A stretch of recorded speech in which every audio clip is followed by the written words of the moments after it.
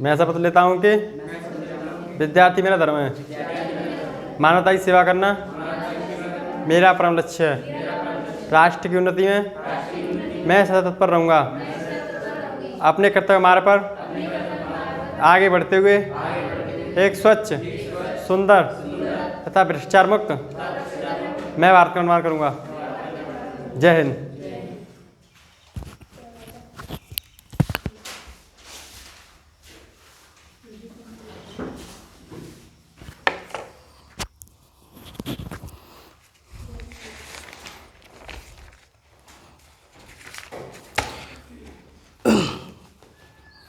देखो, आज से हम लोग आधुनिक भारत का इतिहास शुरू कर रहे हैं।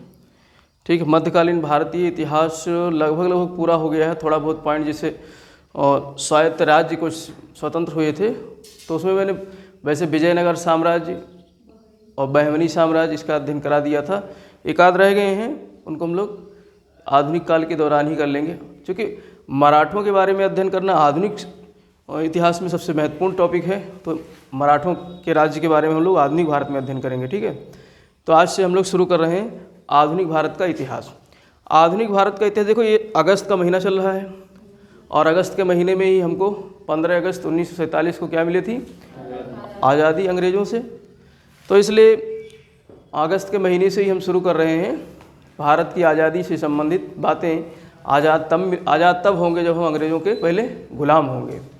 तो इसीलिए हमने अगस्त के महीने से शुरुआत की है आधुनिक भारत। अब देखो, कोई भी विषय को पढ़ने से पहले उसमें क्या पढ़ना है ये जानना बहुत ज़रूरी है। तो यहाँ पर हम लोग पाठ्यक्रम की आज चर्चा करेंगे कि क्या क्या उसके सिलेबस है आधुनिक भारत का। किसी भी विषय का प्रवेश द्वार जो होता है वो, हालांकि जब आप ग्रेजुएशन करते हो या इंटर करते हो तो उसमें पहला चैप्टर जो होता है वो प्रवेश द्वार के रूप में जाना जाता है किसी भी विषय का, जो कि विशेष क्षेत्र से संबंधित होता है कि आप इस विषय से संबंधित इन बातों को पहले चैप्टर में बताया जाता है। तो यहाँ पर हमारा जो पहला क्लास है वो विषय प्रवेश का है। पहला क्लास किससे संबंधित है? विषय प्रवेश से संबंधित। अर्थात हम लोग आने वाले कुछ दिनों के अंदर हम लोग आधुनिक भारत में क्या क्या सीखेंगे, तो यही चीज़ हम लोग आज इस क्लास में अध्ययन करेंगे। यानी हम लोग विस्तृत चर्चा करेंगे किसकी? आधुनिक भारत के पाठ्यक्रम की। देखो, आधुनिक भारत के पाठ्यक्रम को समझें उससे पहले हम लोग थोड़ा सा फोकस डालते हैं अपने प्राचीन इतिहास और मध्यकालीन इतिहास के बारे में। हम लोगों ने देखा था कि प्राचीन इतिहास किस तरीके से मोस्टली सनातन संस्कृत पर आधारित थी। सनातन संस्कृत पर आधारित थी, अर्थात सारा जो है प्राचीन इतिहास मुख्य रूप से जो धर्म था वो हिंदू धर्म के जद में कहीं ना कहीं चलता है। ठीक है, और उसी की शाखाएं आती हैं, जैन धर्म, बौद्ध धर्म, इनका उदय होता है। और मध्यकालीन भारतीय इतिहास कहीं ना कहीं पूरा जो है मुस्लिम राजाओं के, मुस्लिम बादशाहों के जो है छत्र छाया में उसका समाज निर्मित होता है, उसकी अर्थव्यवस्था निर्मित होती है मध्यकालीन भारत की। अब जो आधुनिक भारत है, आधुनिक भारत शुरू कहाँ से होता है? जब भारत में अंग्रेज़ आ जाते हैं, मुग़ल सत्ता का जो है अंत होता है। मुग़ल सत्ता से पहले ही भारत में यूरोपीय कंपनियां आने लगी थी। मुग़ल सत्ता भारत में कब स्थापित होती है? 1526 में पानीपत का प्रथम युद्ध होता है। किसके किसके बीच में? बाबर और इब्राहिम लोदी के बीच में। तो ये माना जाता है भारत में जो है मुग़ल सत्ता की स्थापना का। लेकिन मुग़ल सत्ता की स्थापना से पहले ही भारत में यूरोपीय कंपनियां आने लगी थीं।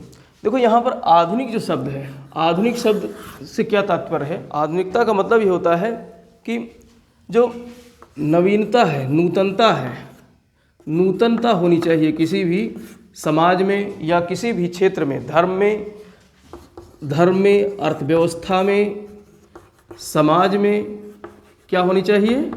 नूतनता होनी चाहिए, नवीनता होनी चाहिए। तो उसे क्या कहते हैं? आधुनिकता कहते हैं। उसे क्या कहते हैं? आधुनिक कहते हैं। भारत में हालांकि आधुनिक काल को 1707 ईस्वी से कुछ इतिहासकार मानते हैं, जब औरंगजेब की क्या होती है? मृत्यु होती है। मुग़लों का यहीं से पतन शुरू हो जाता है। औरंगजेब की मृत्यु के बाद उसका पुत्र जो है सत्ता पर बैठता है बहादुर शाह प्रथम के नाम से। ठीक, तो बहादुर शाह प्रथम से शुरू हो जाता है क्या?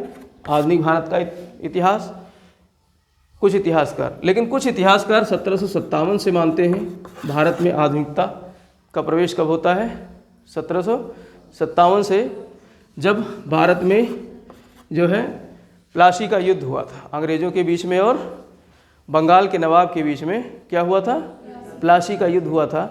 तब से जो है भारत में आधुनिक काल को कुछ इतिहासकार मानते हैं। आधुनिक काल को 1757 से कुछ इतिहासकार मानते हैं और कुछ इतिहासकार जो है 1707 से मानते हैं। लेकिन यूरोप में जो है आधुनिकता 15वीं शताब्दी से ही शुरू हो गया था। आधुनिकता यूरोप में कब से शुरू हो गया था, 15वीं शताब्दी से।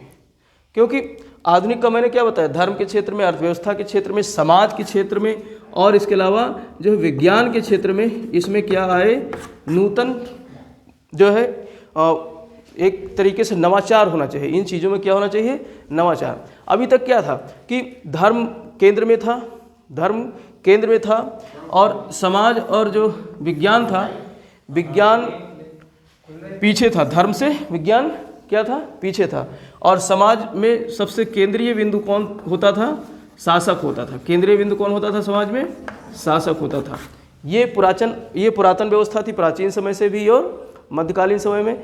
चाहे आप जो है बात करो मतलब पूरे विश्व की, चाहे भारत की, यहाँ पर विज्ञान सर्वोपर नहीं था। क्या सर्वोपरि था, धर्म, यानी और मानवता भी यहाँ पर सबसे ऊपर नहीं थी, मानवता को भी निचला दर्जा प्राप्त था। लेकिन आधुनिकता में मानवता की भावना सर्वोपर रखी गई। समाज में जो है केंद्रीय शासन व्यवस्था जो राजा की थी, उसकी जगह जो है अब यहाँ पर कहीं ना कहीं लोकतंत्र की स्थापना होने लगती है, भाईचारा, बंधुता, ये सारी बातें होने लगती हैं। यूरोप में आपने 9th क्लास की किताब में जो है जो आपने विश्व इतिहास पढ़ा होगा, उसमें पढ़ा होगा किस तरीके से जो है यहाँ पर यूरोप में तमाम प्रकार की क्रांतियाँ होती हैं। 9th 10th में जो विश्व इतिहास के चैप्टर्स हैं वो इसी पर आधारित हैं, किस तरीके से जो यूरोप में क्रांतियाँ होती हैं। तो वहाँ पर हम लोगों ने देखा औद्योगिक क्रांति हुई थी, ठीक है, धार्मिक आंदोलन हुए थे, ये सब देखा था ना यूरोप में। 9th में अगर पढ़ा होगा, सही से रिकॉल करना, तो जो है आपका धार्मिक क्रांति हुई और अर्थव्यवस्था के क्षेत्र में काफ़ी विकास हुआ, सामाजिक क्रांति हुई और राजनीतिक क्रांतियाँ हुई, इंग्लैंड की शानदार क्रांति हुई, ये सब देखा ना, रूस की क्रांति हुई। तो ये सब क्रांतियाँ क्यों हुई, क्योंकि अब यहाँ पर जो पुरानी व्यवस्था थी उसके खिलाफ जो है नवीन व्यवस्था की स्थापना शुरू हुई थी। कहाँ पर, यूरोप में। तो यूरोप में 15वीं शताब्दी में विज्ञान के क्षेत्र में बहुत ज़्यादा यहाँ पर खोजें होने लगी, खोजों का काल आया ना, बहुत सारी चीज़ें जैसे खोज होने लगी। इसी समय जो है अब इंजन का आविष्कार हो गया, इसी समय रेलवे जो है परिवहन का तेज़ी से विकास हुआ, ये सब। तो इसलिए, और इसके अलावा सबसे महत्वपूर्ण जो क्षेत्र विकसित हुआ इस क्षेत्र में नेविगेशन का, समुद्री यात्राओं का। यूरोप से जो है समुद्री नाविक, जो साहसी नाविक होते थे, वो लोग जो है अपनी जो है यात्राओं पर निकलते थे नाव के माध्यम से और विश्व का भ्रमण करते थे। तभी पूरे विश्व का जो है भ्रमण किया और देखा कि दुनिया जो है कैसी है, गोल है। तो यही समय था, 15वीं शताब्दी का समय था, जब जो है यूरोप से खोजों का दौर शुरू होता है। उसी खोजों के दौर में ही हमारे भारत में जो है यूरोपीय कंपनियों का क्या होता है, आगमन होता है। यूरोपीय कंपनियों का आगमन प्रारंभ होता है। तो हम लोग जो है आधुनिक भारत में, जो हालांकि शुरुआत माना जाता है 1707 से या 1757 से, लेकिन भारत में इसके पहले हम लोग आधुनिक भारत का प्रारंभ से पहले हम लोग जो पहला चैप्टर पढ़ते हैं, भारत में यूरोपीय कंपनियों का आगमन। भारत में यूरोपीय कंपनियों का आगमन। यूरोपीय कंपनी कौन कौन सी थी? देखो, जो विदेशी कंपनियां आई थी खास करके कहाँ से, यूरोप से।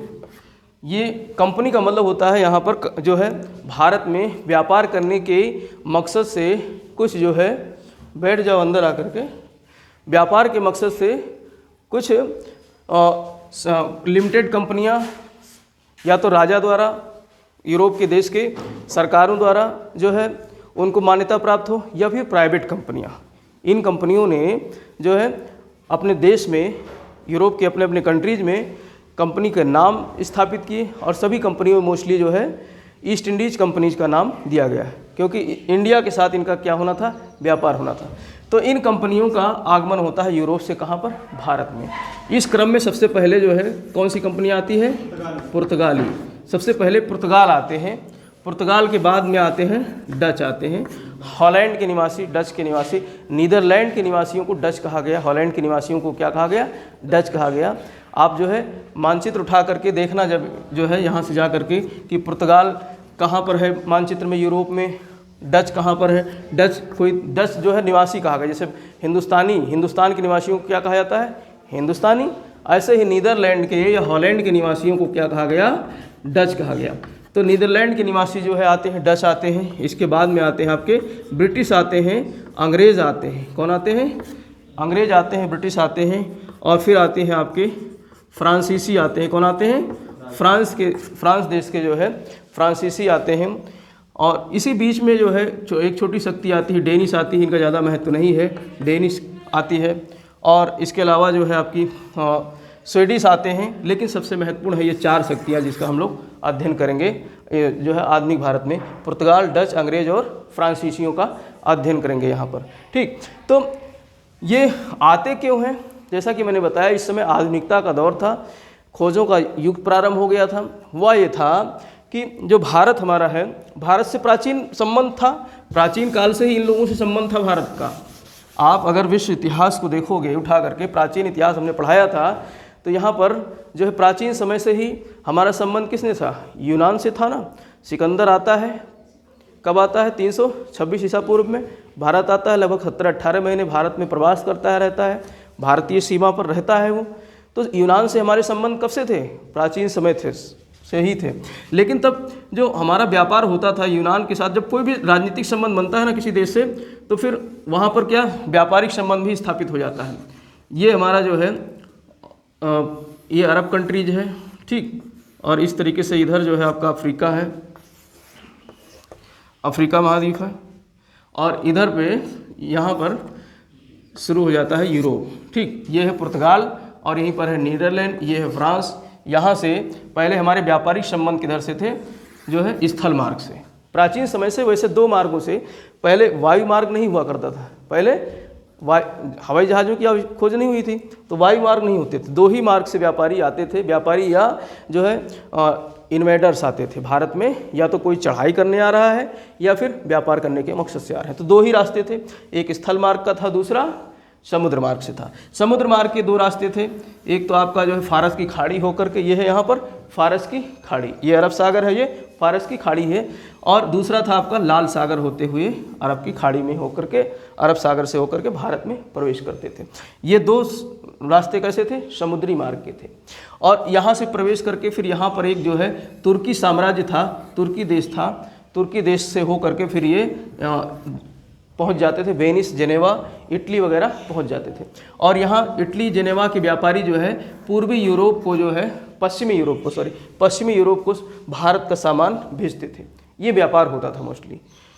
भाई यहाँ से व्यापार समुद्र के रास्ते 2 मार्ग से गया, एक कौन सा, फारस की खाड़ी से, दूसरा कौन से सागर से, लाल सागर से, और उसके बाद में पहुँच जाता था अरब प्रायद्वीप, इराक, ईरान होकर के फिर कहाँ पहुँच जाता था, तुर्की, ठीक। और तुर्की के रास्ते या तो इधर से सीधे जो है भूमध्य सागर से होकर के, ये भूमध्य सागर है, भूमध्य सागर होकर सीधे इटली पहुंचते थे, या फिर तुर्की के रास्ते पैदल मार्ग से, घोड़े वगैरह के मार्ग से पहुंच जाते थे, कहाँ पर, यूरोप में।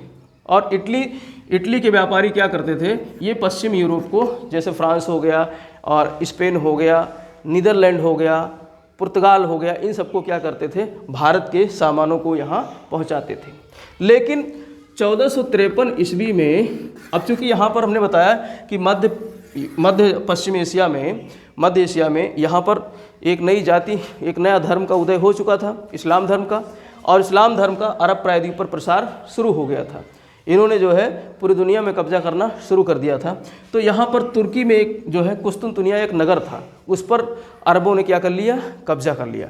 और कुस्तुनतुनिया को ये माना जाता था कि ये प्रवेश द्वार है, यूरोप में प्रवेश, एशिया से यूरोप को जाने का मार्ग कौन सा था, द्वार कौन सा था, कुस्तुनतुनिया था। और 1453 ईस्वी में कुस्तुनतुनिया पर अरबों ने क्या कर लिया, अधिकार कर लिया।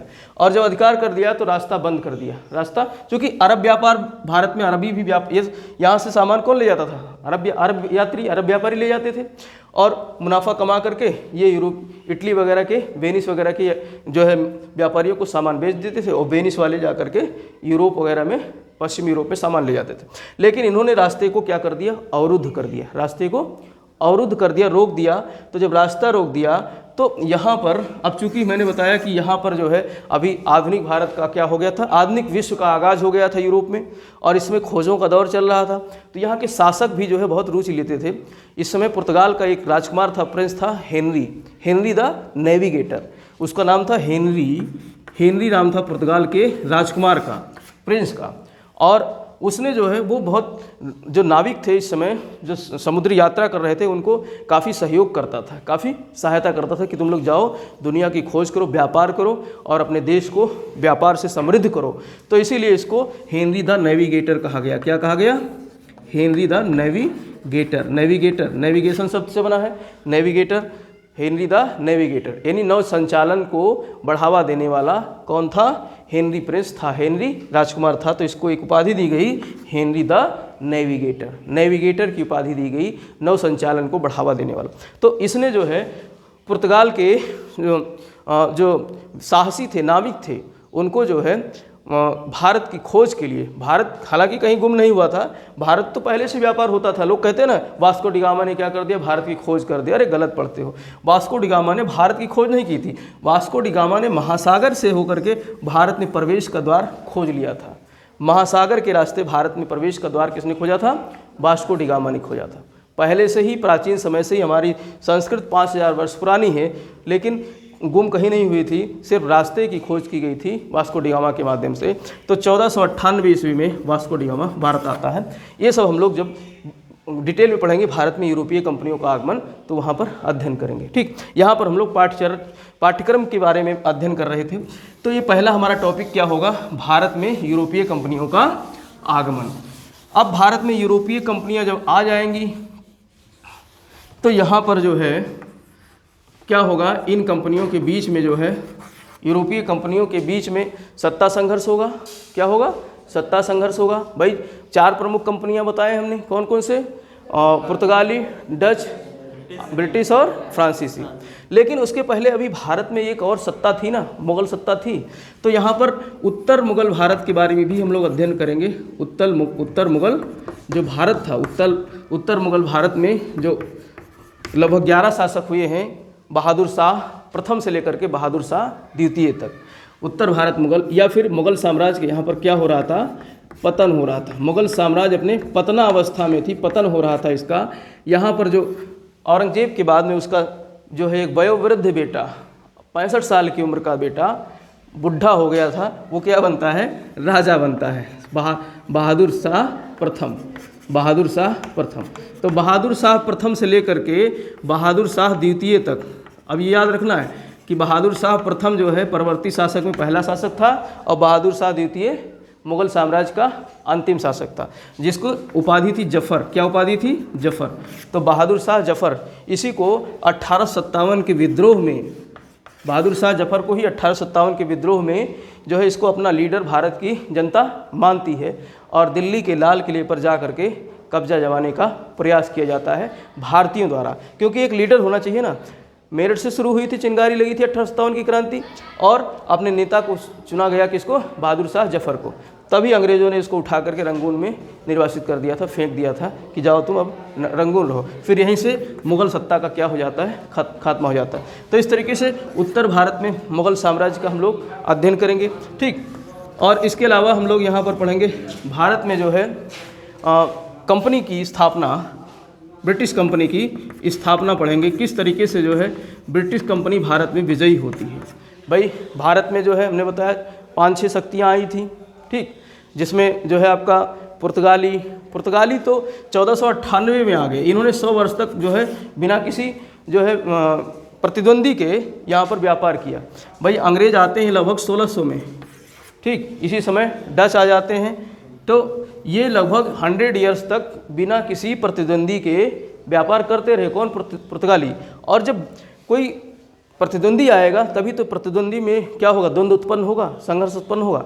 तो अब अंग्रेज ये चाहते थे कि हम भारत में अकेले रहें, तो इनके बीच क्या दिखाई देता है? संघर्ष दिखाई देता है। किसके बीच?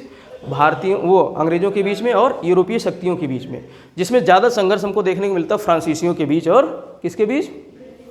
ब्रिटिश के बीच में। बाकी और तो सब जैसे पुर्तगाली हैं, ये सब हैं, तब धीरे धीरे अपनी सत्ता जो है समेट लेते हैं। लेकिन फ्रांसीसियों के बीच एक लंबा संघर्ष होता है, तो वो सब हम अध्ययन करेंगे। तो ब्रिटिश कंपनी की स्थापना का यहाँ अध्ययन करेंगे। ब्रिटिश कंपनी जब स्थापित हो जाती है यहाँ पर, तो उसके बाद में उसने बहुत सारे यहाँ पर प्रयोग शुरू किए।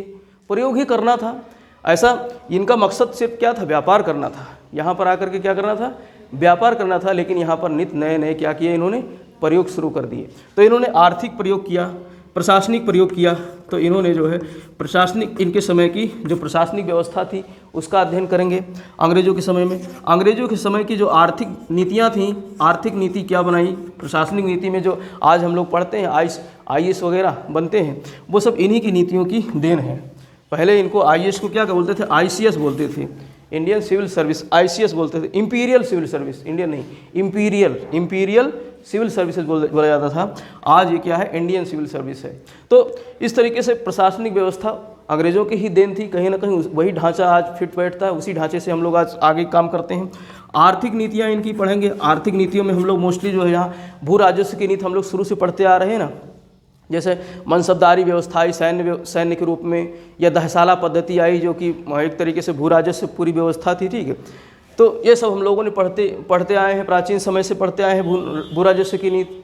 यहाँ पर हम लोग आर्थिक नीति में भू राजस्व की नीति को देखेंगे। 3 नीतियाँ थीं इनकी जो है, एक तो आपकी जो है महलवाड़ी थी, ठीक, और दूसरी जो है आपकी थी महलवाड़ी रैयतवाड़ी, और एक नीति थी आपकी स्थायी बंदोबस्त, महलवाड़ी, रैयतवाड़ी। ये 3 आर्थिक नीतियाँ थीं भू राजस्व की। किसकी? भू राजस्व की। तो ये भू राजस्व से संबंधित नीतियों का अध्ययन करेंगे। अब इसके जब ये सारी चीज़ें यहाँ स्थापित हो रही हैं, अंग्रेज अपने नए नए प्रयोग कर रहे हैं भारत की भूमि पर, और भारत अभी क्या था, छोटे छोटे राज्यों में बटा हुआ था। जब मुग़ल सत्ता का जब क्या होता है, खात्मा शुरू हो जाता है, जब मुग़ल सत्ता जो है अपने जो है पतन अवस्था में जाती है, जब हमने देखा कि भारत में केंद्रीय सत्ता का क्या हुआ है, विनाश हुआ है, केंद्रीय सत्ता कमज़ोर हुई, तब क्या हुए हैं, नए नए राज्य उदित हुए हैं। तो यहाँ पर हम लोग जो है नए नए राज्यों का, नए नए देसी राज्य स्थापित होते हैं, इनका अध्ययन करेंगे। नए नए देसी राज्य इन्हीं मुग़ल सत्ता से, अंग्रेज में वो मुग़ल्स में औरंगजेब एक ऐसा आखिरी जो है शक्तिशाली शासक था जिसने पूरे भारत को क्या कर रखा था, केंद्रीकृत कर रखा था। दक्षिण भारत, उत्तर भारत से लेकर दक्षिण भारत तक एक सत्ता में उसने इसको मिलाकर रखा था। तो बाद में उसके मरने के बाद में परवर्ती शासक कमज़ोर हुए, बहादुर शाह प्रथम से लेकर के बहादुर शाह जफर तक कमज़ोर हुए। तो अब जो देसी शासक थे, जो इनके अधीन कार्य करते थे, मुग़ल सत्ता के अधीन रह करके प्रशासनिक कार्य करते, वो सब क्या होने लगे, स्वतंत्र होने लगे।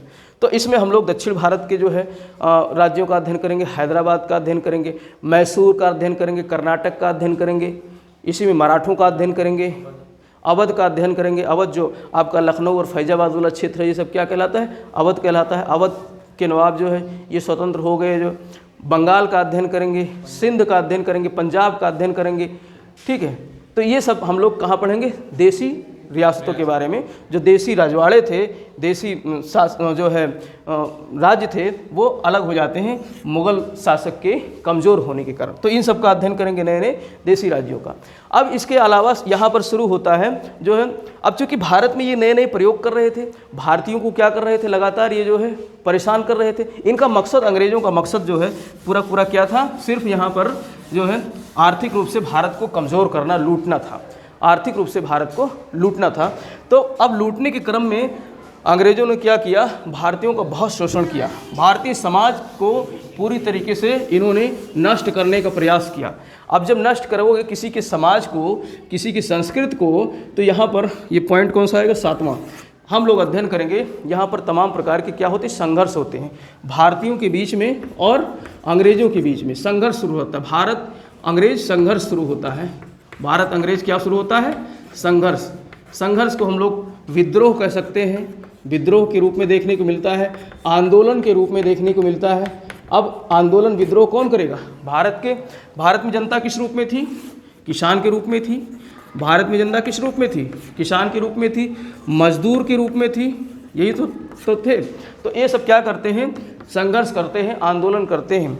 भारत में जो है इसके अलावा जनजातियाँ थीं, क्या थीं, जनजातियाँ थी, जनजातियों को परेशान किया तो जनजातीय विद्रोह होते हैं। और इसके अलावा भारत की संस्कृत को भी डिस्टर्ब किया, भारत के समाज को डिस्टर्ब किया, तो यहाँ पर जो है राजनीतिक और धार्मिक आंदोलन भी देखने को मिलता है। कौन से? राजनीतिक और धार्मिक आंदोलन भी देखने को मिलता है। तो इसमें हम लोग बारी बारी से इन आंदोलनों का भी अध्ययन करेंगे। उदाहरण स्वरूप किसान आंदोलन में जैसे कि आपका अवध वाले क्षेत्र में किसान आंदोलन होता है, अवध वाले क्षेत्र में होता है। इस तरीके से कई किसान आंदोलन हुए हैं। तो इन किसान आंदोलनों का जनजातीय क्षेत्रों में जैसे कि आपका बिरसा मुंडा का विद्रोह हुआ था, ये जनजाति थे ना, बिरसा मुंडा का विद्रोह हुआ था, ठीक। इसके अलावा जो है संथाल विद्रोह हुआ था, संथाल विद्रोह हुआ। तो ये सब मोटा मोटी एक मैं वो बता रहा हूँ, लेकिन इसमें कई टॉपिक हैं, तो इन सब का हम लोग अध्ययन करेंगे। किसके खिलाफ विद्रोह किया था? अंग्रेजी सत्ता के खिलाफ। और ये जनजातीय सिर्फ अंग्रेजी सत्ता के खिलाफ ही नहीं लड़े थे। भारत में हमने बताया ना, स्थायी बंदोबस्त का जो प्रयोग किया था, स्थायी बंदोबस्त ने जमींदारों को क्या किया? बढ़ावा दिया। स्थायी बंदोबस्त ने भारत में एक नया जो है, पहले सामंत आए, मध्यकाल में सामंतों का उदय देखा हमने, और अंग्रेजों ने क्या उदय कर दिया? जमींदार। तो जमींदारों ने इन जनजातियों का काफ़ी शोषण भी किया था। भारतीय लोगों ने ही अपने जो है लोगों का क्या किया? शोषण किया। तो इसके विरुद्ध भी इन लोगों ने, चाहे किसान हो चाहे जनजाति हो, ये सब अंग्रेज के साथ साथ में अपने ही देश के लोगों से जो इनका शोषण कर रहे थे उनके खिलाफ खड़े हो गए हथियार लेकर के। तो ये सब आंदोलन देखेंगे। राजनीतिक धार्मिक आंदोलन में धर्म के क्षेत्र में जो है काफ़ी यहाँ पर इन्होंने छेड़ा, चाहे वो पारसी धर्म को छेड़ा, चाहे आप मुस्लिम धर्म को छेड़ा, चाहे हिंदू धर्म को छेड़ा, ठीक है। तो यहीं पर हम लोग सन्यासी विद्रोह, पागलपंथी विद्रोह, वहाबी विद्रोह, ये सब हम लोग कहाँ देखेंगे? धार्मिक आंदोलन के अंतर्गत देखेंगे। तो ये भारत अंग्रेज संघर्ष और विद्रोह चलता है, और यही विद्रोह कन्वर्ट हो जाता है बाद में, जब हमारे देश में एक तरीके से शुरू हो जाता है राष्ट्रीय भावना की विचारधारा उत्पन्न होती है। इन्हीं राष्ट्रवाद का धीरे धीरे क्या होने लगता है? उदय होने लगता है। तो भारत में हम लोग राष्ट्रवाद का अध्ययन करेंगे कि राष्ट्रवाद का विकास कैसे होता है। बिना राष्ट्रवाद का मतलब अब लोग जो है अपने देश के बारे में लेकर के जागरूक होने लगे थे, अपने देश को एक समझने लगे थे। जब अपने देश को एक समझने, अब उनको ये लगा था हमारा सबसे बड़ा शत्रु कौन है? अंग्रेज हैं। हमारी सबसे बड़ी शत्रु कौन है? अंग्रेज हैं। तो पूरा देश अब एक सूत्र में बंधने लगा था। एक सूत्र में बनता है तो हमको दिखाई देता है एक भयंकर विद्रोह के रूप में। ये विद्रोह तो शुरू हुए जो महाविद्रोह था उससे पहले से शुरू हुए, और महाविद्रोह के बाद तक, आज़ादी तक ये विद्रोह चलते रहे। ये विद्रोह ऐसा नहीं कि 1857 का जो महाविद्रोह था उसके पहले का ही विद्रोह है। इसमें सभी प्रकार के विद्रोह थे, लेकिन 1857 का जो विद्रोह था वो महाविद्रोह था, जो कि एक तरीके से ये राष्ट्रीय विद्रोह था। एक तरीके से एक ऐसा विद्रोह था, राष्ट्रीय विद्रोह था। यहाँ पर हम लोगों ने विद्रोह देखा, एक क्षेत्रीय विद्रोह था जो इस तरीके से भारत अंग्रेज संघर्ष था, या फिर जातीय विद्रोह था, स्थानीय विद्रोह था। लेकिन यहाँ पर जब राष्ट्रवाद का भारत में उदय हो जाता है, भारत में राष्ट्रीयता की भावना लोगों के अंदर जागृत हो जाती है, तो एक जो है भारत के लगभग सभी वर्ग के लोग, सभी जाति के लोग, सभी धर्म के लोग एक महाविद्रोह करते हैं, जिसको कहा गया 1857 का विद्रोह। तो 1857 का विद्रोह यहाँ पर हम लोग पढ़ेंगे।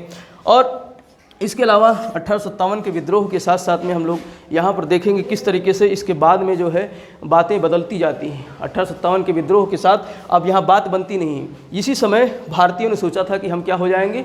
आज़ाद हो जाएंगे। लेकिन बाजी पलट जाती है, क्योंकि ये संगठित विद्रोह नहीं था। इसमें जो है हमारे देश के कुछ रजवाड़ों ने भी जो है अंग्रेज़ों के साथ मिली भगत की, और कुछ जो है वर्ग के लोग जो पूंजीपति वर्ग थे उनको क्या मतलब था? वो तो ऑलरेडी पूंजीपति थे। अगर अंग्रेज चले जाते तो उनकी पूंजीवादी व्यवस्था को आघात पहुंचती, उनकी जमींदारी व्यवस्था को आघात पहुंचती। तो वो नहीं चाहते थे कि अंग्रेज जाएं, तो उन्होंने अंग्रेज़ों के साथ रह करके इस विद्रोह को दबाने का कार्य किया। तो अपने ही देश के लोगों ने इस विद्रोह का जो है दमन करने में अंग्रेज़ों का सहयोग किया। इसलिए ये विद्रोह 1857 का विद्रोह सफल नहीं हो सका। लेकिन इसने चिंगारी लगा दी थी कि भारत में अब एक नया आंदोलन छिड़ेगा, जिसको भारतीय स्वतंत्रता आंदोलन कहा गया। क्या कहा गया?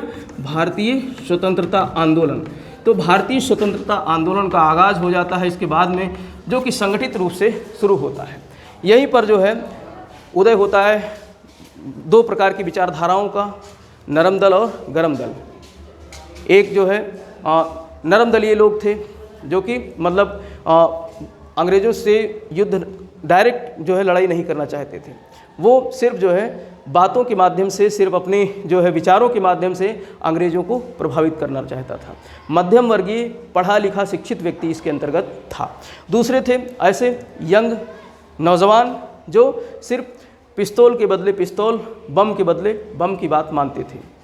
ऐसे लोगों को क्रांतिकारी विचारधारा का कहा गया, ऐसे लोगों को जो है गरम दलीय कहा गया। तो इस तरीके से नरम दल और गरम दल। अब यहाँ पर भारत में जो है एक प्लेटफॉर्म की आवश्यकता थी जिसके माध्यम से अंग्रेज़ों के खिलाफ जो है युद्ध किया जा सके, संघर्ष किया जा सके। तो यहाँ पर 1885 ईस्वी में एक प्लेटफॉर्म की स्थापना होती है जिसको कहा गया कांग्रेस। क्या कहा गया? कांग्रेस। ये वही कांग्रेस है जो आज राहुल गांधी के नेतृत्व में दम तोड़ रही है। वही कांग्रेस 1885 ईस्वी में स्थापित होती थी। ये सब हम लोग अध्ययन करेंगे और आज जो है दम तोड़ती हुई दिखाई दे रही है राहुल गांधी के नेतृत्व में। तो देखो यहाँ पर विरासत में इनको मिला है। विरासत में मिली हुई चीज़ें जो है हम इतिहास से बहुत कुछ सीख सकते हैं, जो है विरासत में मिली। अब राहुल गांधी ने, इन्होंने संघर्ष कभी देखा ही नहीं था, सब कुछ बना हुआ मिल गया था और बना हुआ मिल गया तो ये समझ रहे थे कि बस यही हमारा जो है क्या है, मूल है। लेकिन यहीं पर इनको मात खाना पड़ा और नई पार्टियां उभर करके आईं, जो संघर्ष करके आईं, जिन्होंने जीरो से प्रारंभ किया, आज उनका अस्तित्व है। चाहे आप केजरीवाल की बात करो, जीरो से शुरू किया, आज जो है बढ़ता चला जा रहा है। बीजेपी भी जो है इस तरीके से इतनी बड़ी पार्टी नहीं थी कभी, लेकिन उसमें जो है काफ़ी संघर्ष किया और इनको मात देते हुए जो है आज पहुंच गए अपने जो है पीक पर। तो कांग्रेस कहीं दम तोड़ रही, वही कांग्रेस। हालांकि गांधी जी ने कहा था कि अब हम आज़ाद हो गए हैं, अब कांग्रेस की आवश्यकता नहीं है, ख़त्म हो जाना चाहिए। लेकिन इस कांग्रेस को ख़त्म नहीं किया गया। अगर ख़त्म कर दिया गया होता तो कुछ भारत का इतिहास कुछ अलग होता। तो भारतीय स्वतंत्रता आंदोलन का अध्ययन करेंगे जिसमें हम लोग बहुत उतार चढ़ाव देखेंगे। इसके अलावा हम लोग देखेंगे कि जो अंग्रेज़ थे, अंग्रेज़ भारत में उन्होंने क्या प्रभाव डाला, भारत पर समाज में क्या प्रभाव हुआ, अर्थव्यवस्था पर क्या प्रभाव पड़ा। तो ये सब प्रभाव हम लोग देखेंगे। भारत में अंग्रेजी सत्ता का प्रभाव, इसका अध्ययन करेंगे, अंग्रेजी सत्ता का प्रभाव। तो प्रभाव हम लोग कई क्षेत्रों में देखने को मिलेगा। आर्थिक क्षेत्र में देखने को मिलेगा, समाज के क्षेत्र में देखने को मिलेगा, धर्म के क्षेत्र में देखने को मिलेगा।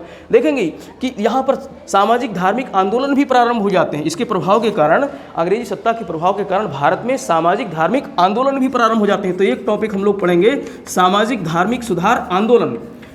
सामाजिक धार्मिक सुधार आंदोलन। देखो हमारे समाज में बहुत सारी बुराइयां थीं, कुरीतियां थीं। छुआछूत था, असती प्रथा थी, पर्दा प्रथा थी, बाल विवाह था, ठीक है, बहुत सारी कुरीतियां थी, कुप्रथाएं थीं। तो इन कुप्रथाओं के खिलाफ हमारे देश के जो शिक्षित लोग थे, उन्होंने, जो समाज सुधारक थे, उन्होंने इसके खिलाफ क्या शुरू किया, आवाज़ उठानी शुरू की। तो इसलिए भारत में सामाजिक धार्मिक सुधार आंदोलन को हम लोग भी पढ़ेंगे।